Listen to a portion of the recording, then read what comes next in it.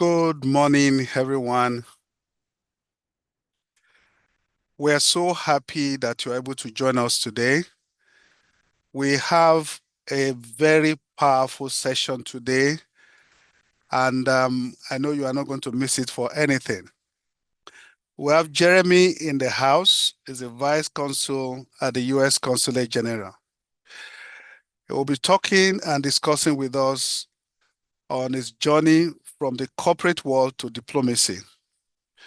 He'll be sharing with us his career pathways beyond traditional routes. This morning, we have the privilege of having Mrs. Han Mesembe, who will be doing the introduction of the speaker for today. Ms. Han, please can you introduce our speaker for today? Over to you. Yeah, good morning, everyone. So this is the brief bio of Jeremy Hastings. So Jeremy originally is from Oklahoma.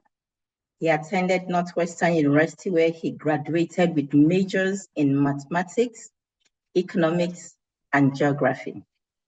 He also holds an MBA from Thunderbird that included an assignment with an Angolan NGO, linking local companies to opportunities in the energy sector.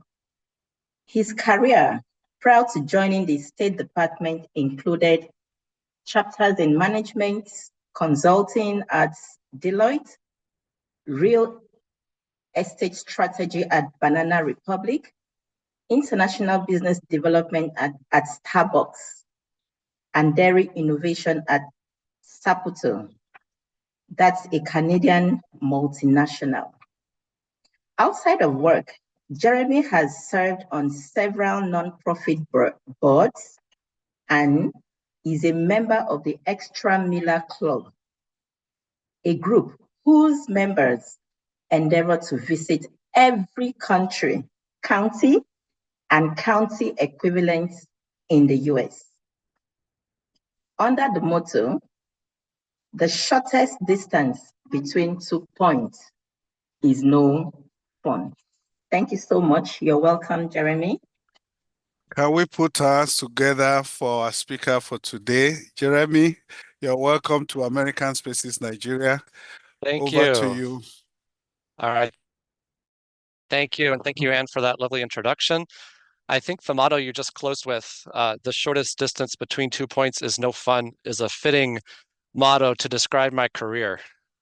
From all the roles I've had in the corporate sector to diplomacy, I didn't take the fast route to becoming a diplomat.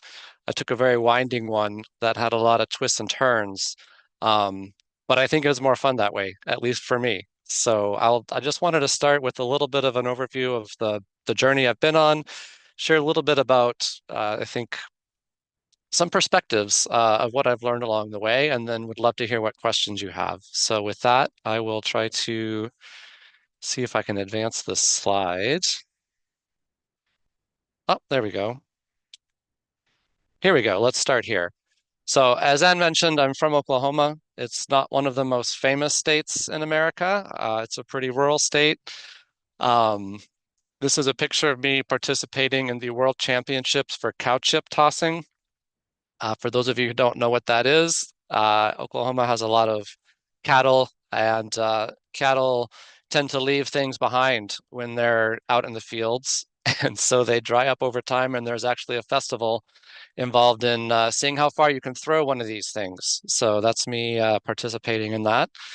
I started my career in management consulting. This is a picture of me with my first sort of real adult job working at a client project when I was a management consultant.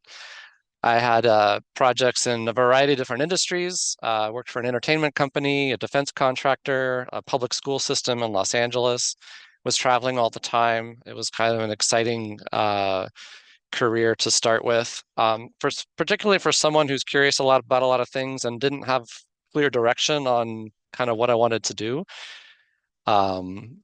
But then I had an opportunity to move to San Francisco, and I worked in that building that's pictured there. That's Gap Inc. It's a clothing retailer. If you've ever heard of brands like Banana Republic, Gap, Old Navy, I know they're not in Nigeria, but if you're familiar from the US or Europe, other places, I worked in a totally different capacity there. I worked in a real estate team. And this was back when people went to shopping malls. And so my job was to walk around these malls and figure out what's the best place to put a store, and then run the finances behind what would allow that store to be the most profitable possible. So I did that for about 6 years. At this point in my career, I had always had a long-term goal of wanting to get an MBA and getting a master's degree, and I wanted to do it with some kind of global scope. The reason I wanted to go back and get my MBA was to allow me to pivot my career in a more international direction. I've always been very curious about other countries, other cultures. I love traveling, and I wanted to use my education to do that. So I went to a school called Thunderbird, which is a totally international MBA program. Every class you take there has some kind of international component. I remember we starting in our accounting class, we were shown a balance sheet in Chinese, for example. So I think that experience really prepared me well for um, becoming a diplomat, to be honest. While I was in graduate school, I had a chance to work in Seattle, Washington at the headquarters for Starbucks, which is the global coffee company. I worked for their international development team, had a great experience. I thought I was going to go back and start my career there. So more on that in a minute. And right after I graduated, I had an opportunity to go to Angola and work for an NGO there, working with the oil sector and trying to get Angolan companies contracts. So there was some business consulting, some training, and trying to get working with the procurement department of companies like Exxon, Chevron. A lot of those same companies are active here in Nigeria, and it really kind of opened my eyes to what a life abroad could look like. While I was in Angola, had my first introduction to the US Embassy and the diplomats who were working in Angola at the time, and that planted a seed. Um, when I finished that assignment, it was a time-bound assignment. I went back to the United States. As I mentioned, my plan was to go back to Seattle, but at the time, as it happened, there was a big recession in the economy. This was 2008, 2009. All of my friends in Seattle were laid off. They said, Jeremy, you can't come here. There's no job for you. We just got laid off. You got to find a plan B. So that's why I say pivot in terms of my journey. Sometimes unexpected things happen. And I ended up finding an opportunity in Dallas. It was a short-term opportunity at first, like a 6-week consulting contract. That led to something a more full-time position, which led to another position. And over time, I ended up building a 14-year career in consumer insights and new product innovation. So this is a picture of me. Often what we would, so the products we made ice cream and pizza cheese. So for 14 years, my job was trying to convince American consumers to eat more ice cream and pizza, which is not really a hard thing to do. We worked a lot with restaurant chains. This is me at the Burger King headquarters in Florida trying to sell them on an ice cream concept. And so a lot of my job was traveling around doing this kind of thing. Um, and then during COVID, it dawned on me, I hadn't really scratched the itch I had for a global career. And I was getting, I'm in my 40s at this point, and I thought, well, if I'm going to do it, I need to figure it out soon. And since, we weren't traveling during COVID and we had some more time to think about kind of what life was all about, what we wanted to do, I thought, well, why don't I give the Foreign Service a try? I, had good impressions of my interactions with the diplomats I met when I lived in Angola. And the nice thing about the way the Foreign Service works, at least in the United States, is that anyone can apply. All you need is a high school diploma. You don't even need a college degree. You can take the entrance exam. If you pass it, then there's some other steps along the process. And I made it through, and decided that once I got the offer, it was something I wanted to try. And I thought it'd be something I would regret turning down if I didn't take it. So I accepted the offer. I went to orientation in DC, And the picture on the right, we have this thing called Flag Day. So after your orientation, which is about a 6 weeks process, we all assemble for kind of a formal event, and everyone's name is called off, and a flag is projected on the wall, and that's when you find out where you're going for your first assignment. So it was a happy day in May of 2024 when I learned that I would be coming to Lagos for my first assignment. And I arrived here in Nigeria in August of that year and have been here for almost 2 years now. And that's my journey. So with that, I will, actually, three things I wanted to share before I forgot to tell you. Um, I guess as I think about the paths I've taken and my career trajectory so far, I think when I was younger, I used to feel a lot of pressure to have my life figured out, like what I was going to do for the rest of my life.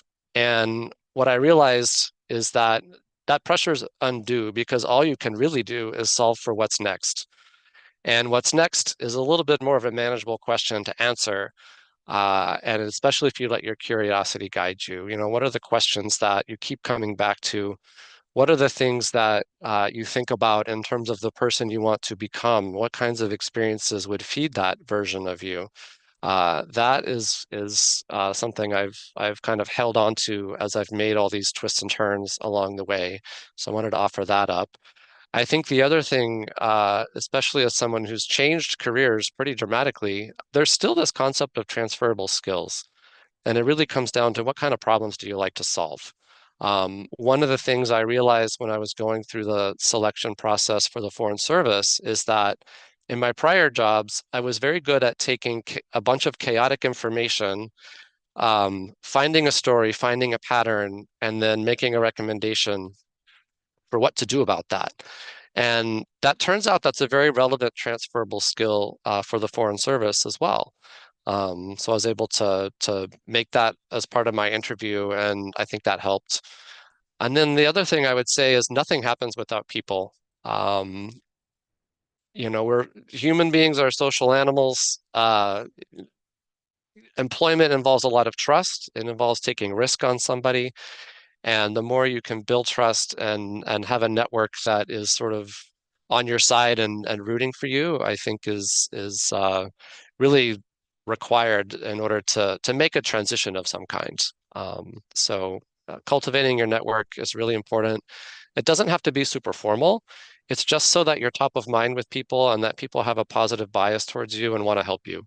So however that happens naturally is something you can always be doing because you never know what change you might want to make next. So I'll leave you with that and see what questions you have. Can we put our hands together for Jeremy? This is wonderful.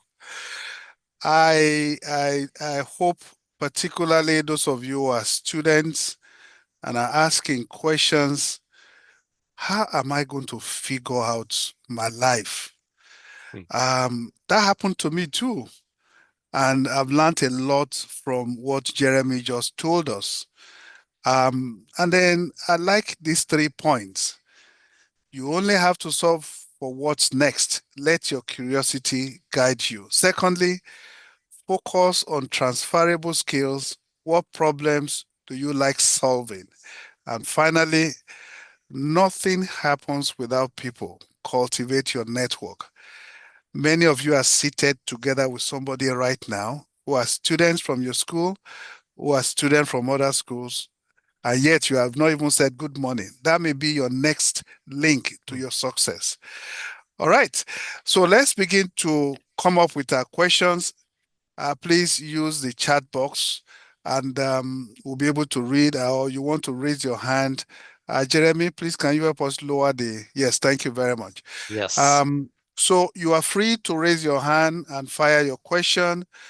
Please don't waste time by saying thank you for this. Just fire your question, okay? But let me start the question from this end. What was the moment you realized diplomacy was the right path for you? And what advice will you give your young professionals who are considering a major career switch? Sure. So I think the first time it dawned on me that diplomacy was even a path was when I had the experience in Angola and I worked with, it's kind of funny how it happened. So I went to a language class. Angola is a Portuguese speaking country, and I was sitting in a class, and there was another girl there from the United States, and it turns out her father was the ambassador. Another good reason to say hello to the people who are sitting around you. You never know who you might meet.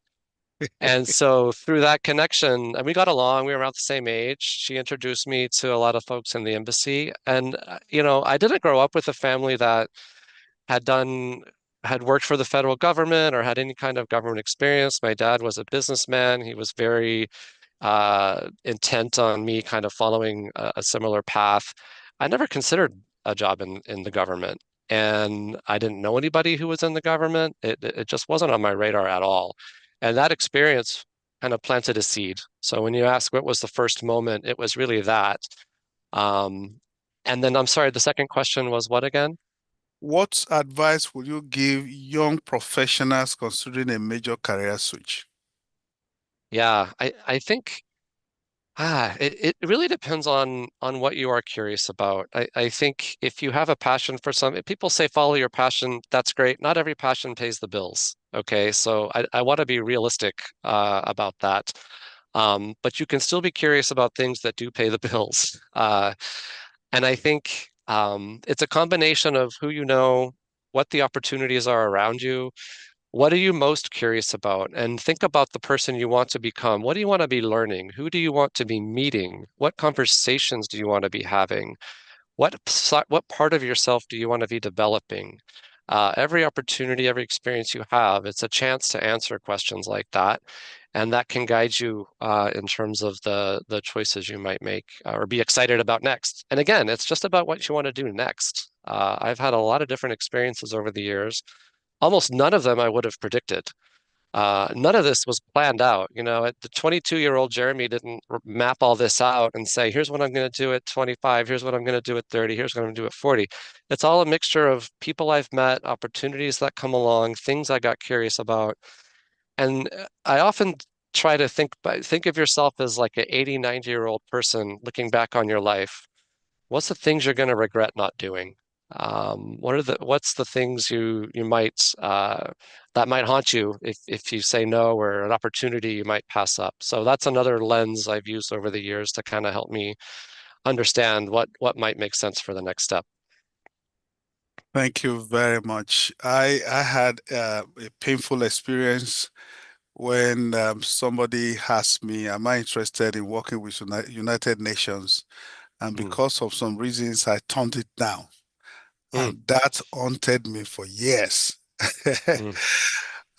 Okay, now the Well, next question. and here you are working for the U.S. consulate. So, Yes, yeah, so you this know, one came later. just because something doesn't go a certain way or you turn something down and regret it later doesn't mean you can't find a different path back to the same kind of zone Yes, of experience. So, correct. Thank you very much. There's this thing, and that's the next question before I begin to ask the audience to ask you. mhm, The issue people have been talking about is the issue of acquiring as many skills as possible.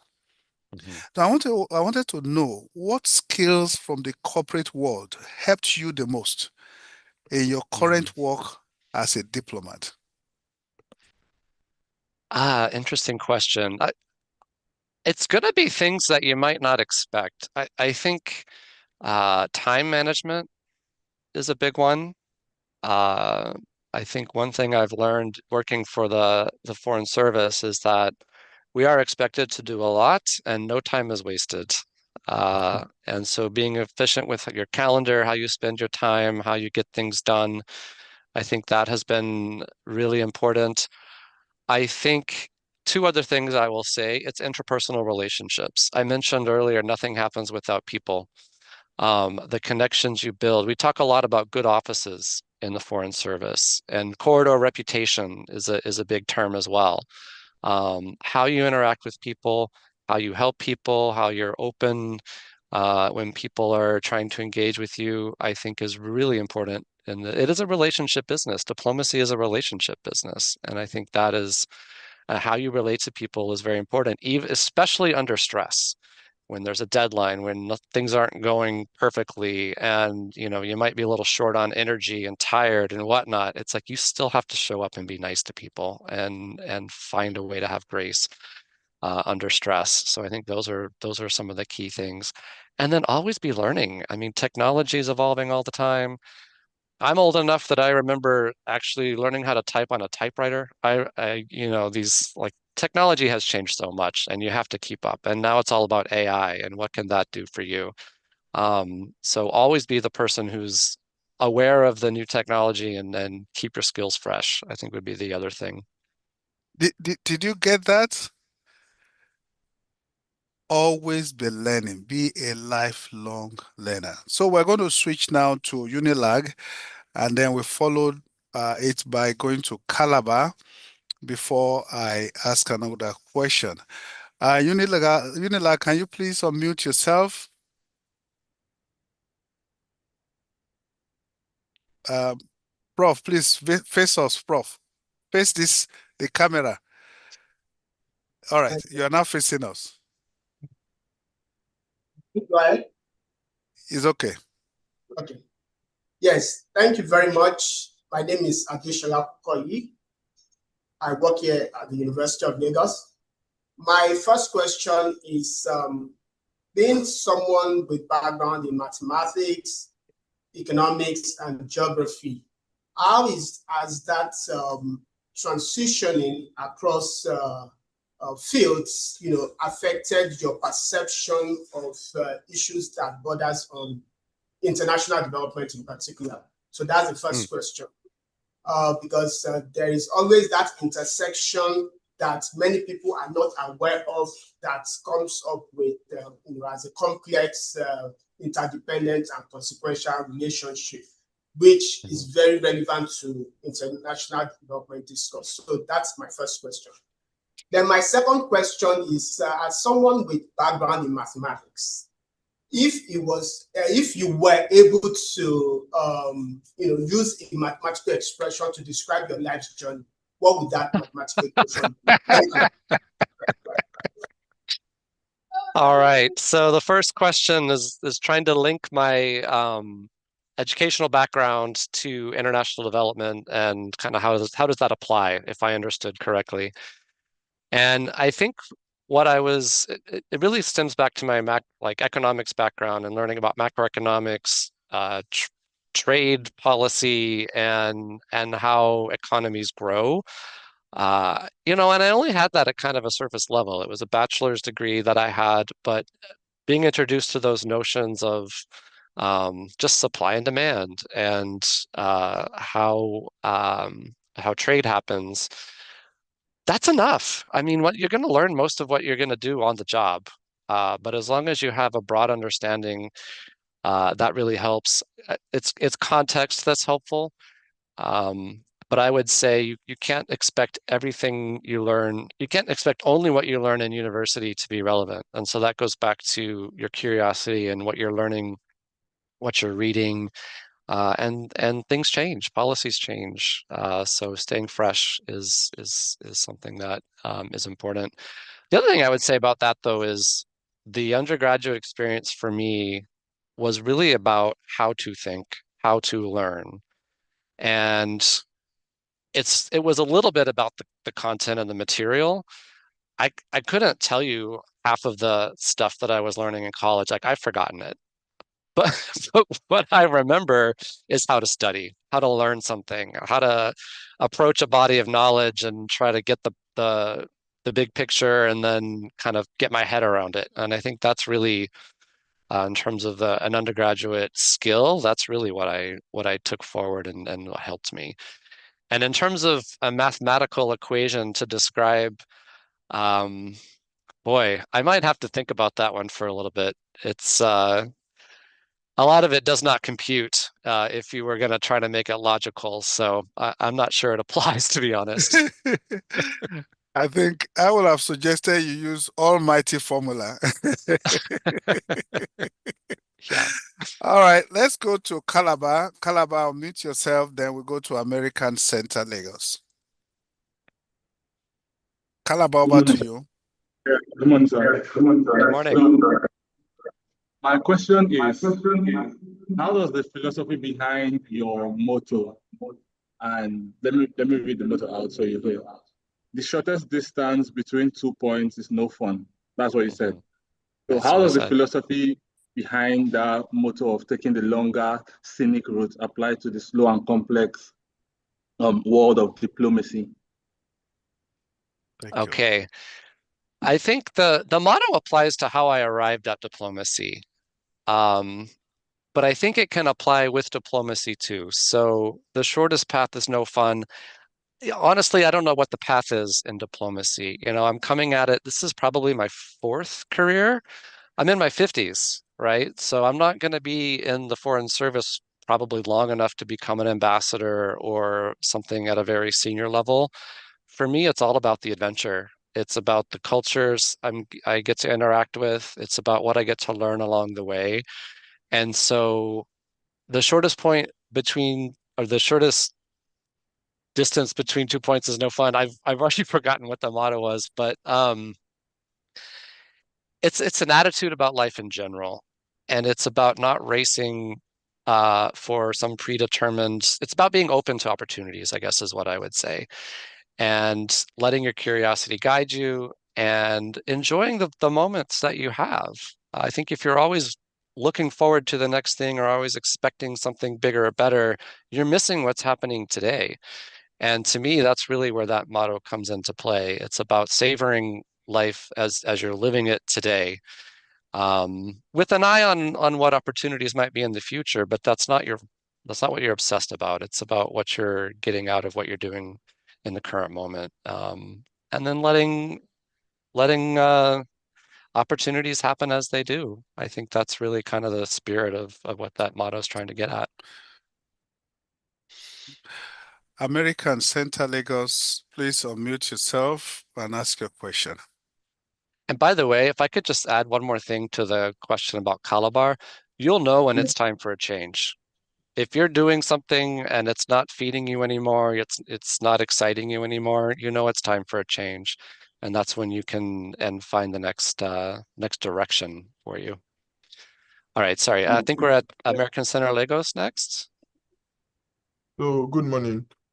Good I Good have morning. three questions. The first one is, what careers do you think AI and technology can replace? And my examples is, for the past few weeks now, we have issues whereby all these graphic designers, I don't know if they are protesting, but they are just showing their pain, whereby people are just using AI prompts to just create flyers, they're not getting jobs again.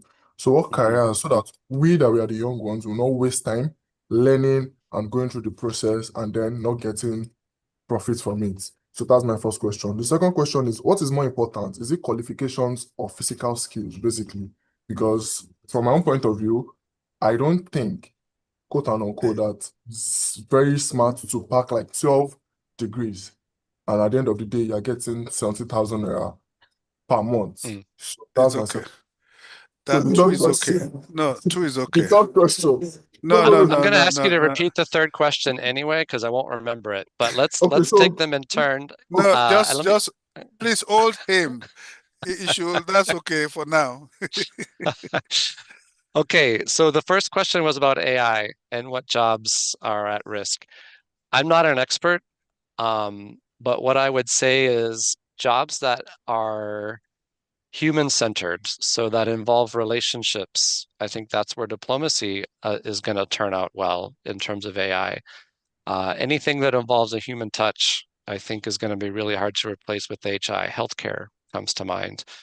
But yeah, I don't know that I have I'm well positioned to really predict what's going to happen with AI. It's obviously very disruptive. I think there's been other disruptive technologies that have come along over the years. I think the question that is interesting to consider is, what new jobs will AI create? What new opportunities will AI create? And yes, some jobs will be displaced, but new ones should be created. So what are those going to be? So as you're doing your own research and reading about this topic, that could be something to focus on. The second question was, gosh, I've already forgotten it. What was the second question? I've also forgotten. That's why I say you should limit it to two. Certificates versus skills. Oh, Oh, yes. yeah. Yes.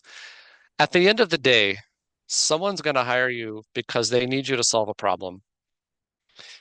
And to the extent you can communicate, whether it's skills, qualifications, however you do it, what's the problem you're solving for somebody? How does your qualifications, how does your skill apply to solving the problem that's relevant to the person who's going to employ you? That's all that matters. That's why they're going to hire you. That's why they're going to keep you, because you'll show that you can solve that problem and do it well. There's a lot of problems out there to solve. Some might require certifications. You can't just practice medicine or practice law without a certification, without qualifications. But even with those certifications, you still have to show you can solve someone's problem, and that's where you need skills. So it's a mix of both, but never lose sight of the fact that someone's only hiring you because they need you to solve a problem. Thank you very much. Huyo, please unmute yourself. Then we'll get back to Unilag, and then we'll go to the chat box. Huyo? Thank you, sir. My question is, concerning establishing interpersonal relationships and cultivating your network, what would you say were the concerns of people around you at different points in time? And what approach did you mostly use to connect with people that have really been significant in your journey? Thank you. Thank you, Uyo. That's a great question. So I do a number of things. I'm someone who cultivates my tribe, is the way I think about it. So I've had a lot of experiences in life. I stay in touch with people. I see something funny, I text them, be like, hey, this made me think of you. Or an article in the news that might be relevant to a conversation we had at some point. One thing I've done since COVID that I think really helps with this concept is every year I write a letter. And it's really a letter to myself about what has just happened in the last year, in the prior year. So what was I doing? Where am I? What have I learned? What's inspired me?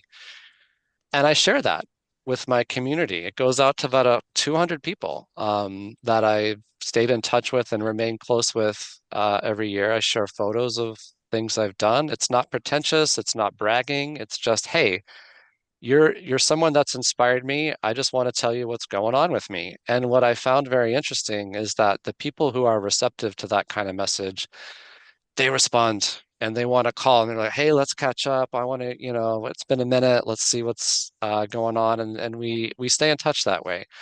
It's almost kind of been an accountability tool for myself as well to keep me on track, because I have to realize, okay, next January, I'm going to write a story that has to sound interesting. Do I want to read the story of my own life? And I think that has kind of helped guide some of the decisions I've made along the way. So it in that way, the network helps me. And obviously part of that letter is always asking and telling people, how can I help you? Is there something I can help with, whether it's just an introduction or a conversation about something. And so that's been another tool I've used. Thank you very much. Another question from you. Let's start again from you, then you go to Unilag, and then we land again at America. What are others doing? Okay, Uyo, quickly. Okay, sir. So you talked about keeping skills fresh. What specific skills should aspiring diplomats continuously update, and how do you recommend doing that? So I think the skills for, honestly, AI is part of it. I've been impressed with how the US State Department has embraced AI. It uses AI. We do a lot of writing, for example. And that has helped become more efficient in how we write cables, how we write memos, how we do kind of internal documents. Even our own performance reviews are encouraged to be written with the help of AI. Obviously not 100% by AI, but as a tool, as a way to um, communicate effectively and efficiently what we're trying to say. So that's one skill on the technology side. I think for diplomats, it's cultural skills, right? It's cultural intelligence, and in a lot of places, it's language. So my next post is going to be in Brazil. I've got to learn. I've got to go back and brush up my Portuguese and learn how to connect with people in another language. And my test for that is if I can land a joke in another language, I know I've gotten where I need to, because that's a particular skill in any language. And then it's the personal relationships as well. I mean, that is a skill of kind of learning, being curious about who's around you, what they're doing, what their experiences have been. I think the other thing that's really great to keep in mind is, and it's great to do this when you're not looking for a job and when you're not looking for another opportunity, is to do informational interviews with people who are doing interesting things. So just ask them, kind of like what I'm sharing with you. What has your experience been? What have you learned? Um, how to ask for advice. I think that's an interesting skill that's relevant for diplomacy. I think it's also just relevant for life. People respond very well to being asked for advice. They don't respond so well when you're asking for favors or jobs. There's a charge to that kind of question. But if you're just asking for advice, hey, I've been thinking about these potential opportunities. Do you have 10 minutes to chat with me about it and just see what comes off top of mind? And don't ask for more than 10 minutes, because a lot of people are busy and they don't want to feel like they're going to get dragged down into a long conversation. But you'd be surprised at how rich those conversations could be. And they often do last longer than 10 minutes, but it's because it's flowing naturally and it's interesting to both parties. But think about people around you who you admire. Think about people who are doing something you're envious of. That's a great signal that someone's doing something you might want to know about.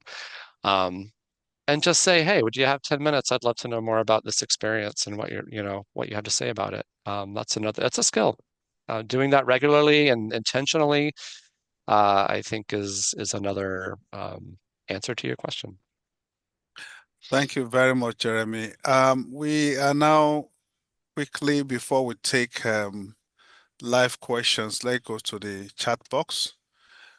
What was your most favorite food you enjoyed most in Nigeria? And then have you worn any clothing or attire made in Nigeria? Okay. So one thing I love about I love the Nigerian concept of spice. I love spicy food. Everywhere I go, I'm always asking for a side of pepper sauce, even if it's just like a pasta dish. I love suya. I think probably the thing that I've never had outside of Nigeria that might be considered Nigerian is peppered snails. I order that all the time. Um, what else? I mean, Nigerian foods, anything spicy, I'm good. Alfada rice, that's one of my favorites. Have you been involved in this jollof rice matter? When you mean Which jollof rice, is it Nigerian made jollof rice or Ghana made jollof rice? Well, in my opinion, there's only one jollof rice, and it's the Niger one. It's the only one I'm interested in eating. Thank you very much. And you asked about clothes. Yes. Oh my God, the Nigerian fashion, it blows my mind. I think what happens in the States is so boring by comparison. Yes, I have a Fila cap. I got invited to a birthday party and had the whole Ashoke outfit made. I've got my Adire. I've got actually crochet, I think was kind of big. So I had some crochet shirts, very vibrant colors. I've got a senator suit I've worn on a few occasions. I've definitely leaned in on Nigerian fashion. Big fan. Wonderful. This person would like to know on a personal level, have you ever faced rejection, this from Maiduguri, or failure in your career? And how did you bounce back, if you ever?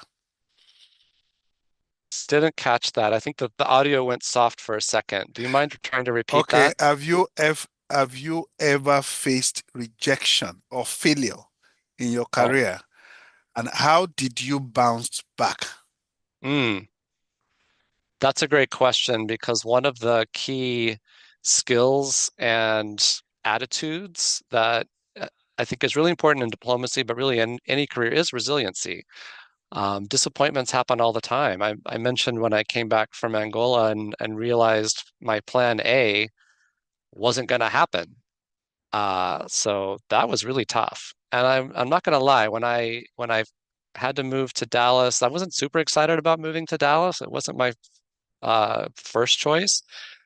The job I had was earning much less than what I was making even before I went to graduate school. So I thought, well, this doesn't make sense. I went to get more skills, more degrees, and now I'm making less. And so what's up with that? I feel like I'm going backwards in my career. Um, but at the end of the day, you have to look around and ask yourself, well, what can I do about it? And what I could do about it was do a good job and get promoted and network with people and show my value to my employer. And guess what? Within 3 years, I doubled my salary. I was back to earning more than I had before I went to business school. And it was all about not feeling sorry for myself. You can visit Pity City, but you can't live there. That's advice I got younger in my life, and it's true. I mean, yes, bad things are going to happen and disappointments will happen, but the question is, what can you do about it? And that response is really what matters, and that builds character. And people see that, they know, and they respect that. Wonderful. Let's quickly move to Unilag and then American Center Lagos. Unilag. Yeah, good morning. Good morning, Jeremy. Morning. So I just want to ask, what does a typical day of a diplomat looks like in time? And what changes during wartime? Case study, what's happening to your colleagues in the Middle East now? So what changes right about now? Sorry, let me just put a caveat out quickly.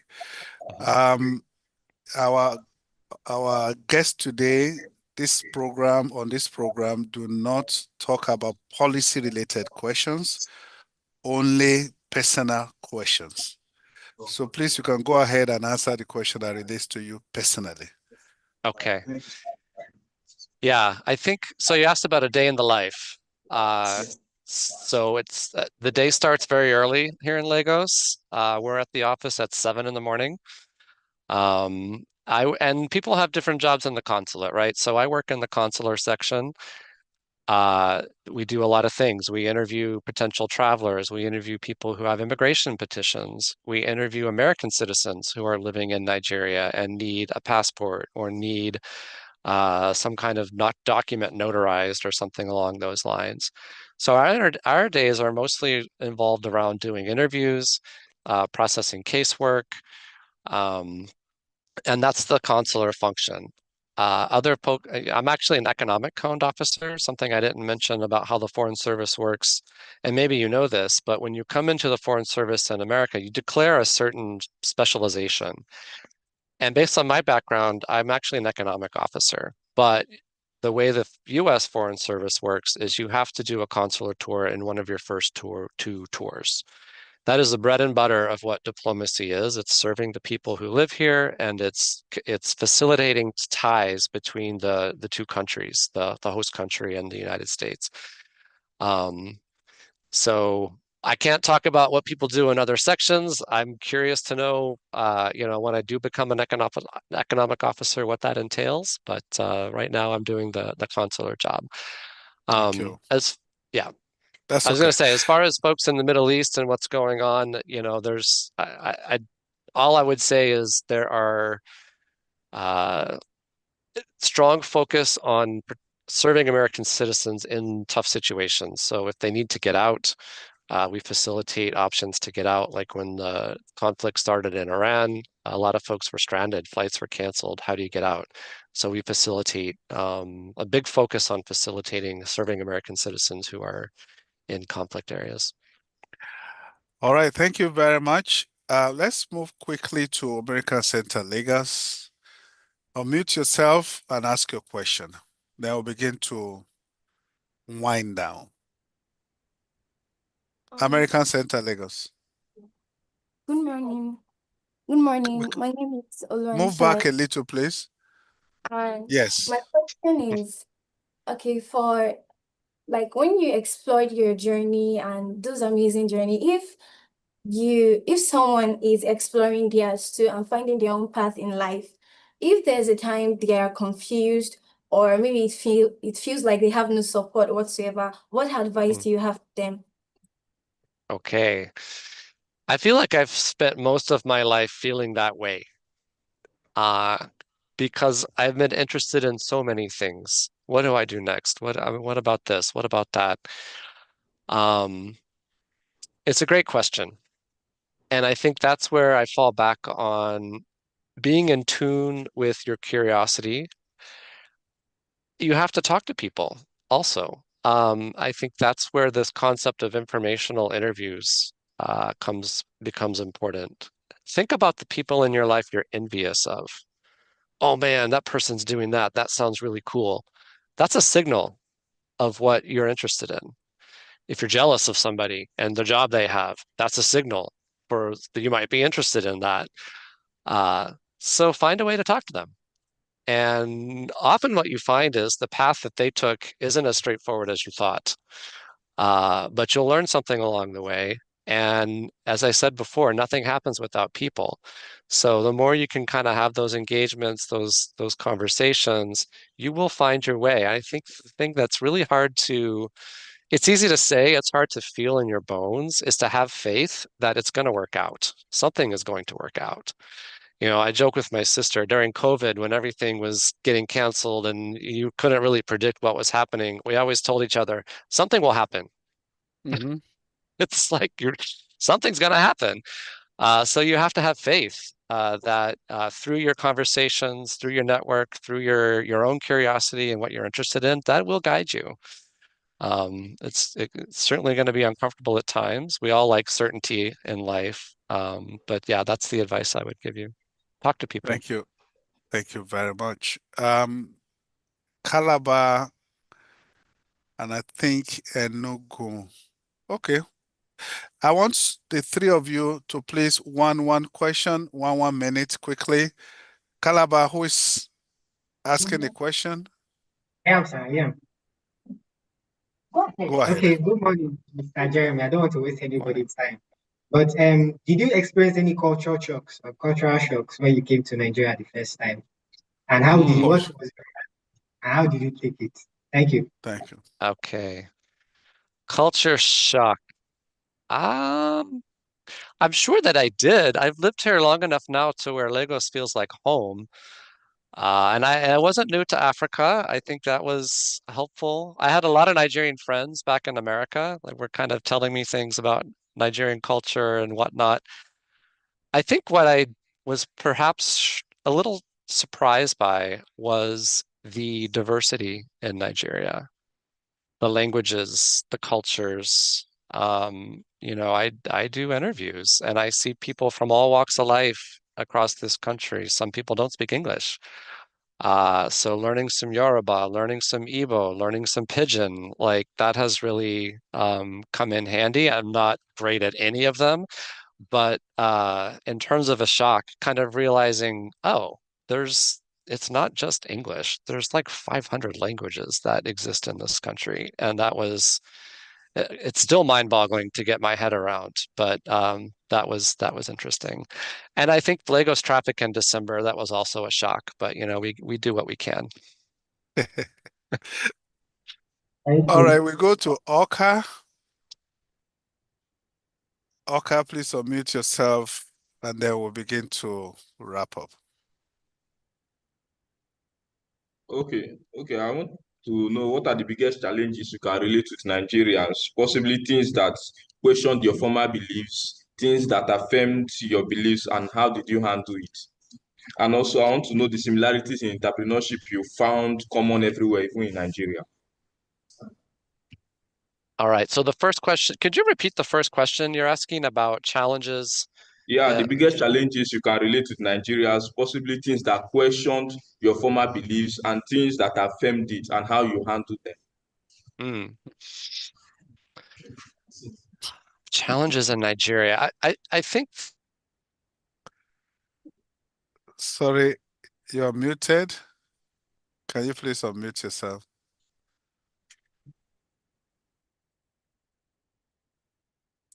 There we go. I don't know how I did that. I think one of the biggest challenges I've noticed in Nigeria is how young this country is, how many young people there are. And that means there's a lot of people looking for employment. There's a lot of people trying to figure out their next steps, their jobs. It's very competitive. I think it's even more so than in the United States. I think I've been impressed. One of the things that has impressed me most about Nigeria is the work ethic of people here and how hard a lot of Nigerians work. The hours spent commuting, and just life is not easy. And yet people get up and do it every day. You know, the local staff that I work with here, they're here at 6:30 in the morning every day. Some of them drive in from Ikorodu and faraway places every single day. I honestly don't know how they do it. It's exhausting even to think about. So I think that's a challenge that has really impressed me. I don't know what the answer is, right? I mean, everyone has to do what they need to do to make their living and advance in their careers. But that's something I've definitely grown to appreciate. And maybe going back to the question about something that shocked me, I think that might be another thing that kind of surprised me. There was a second question coming from Akka. Well, I forgot what it was.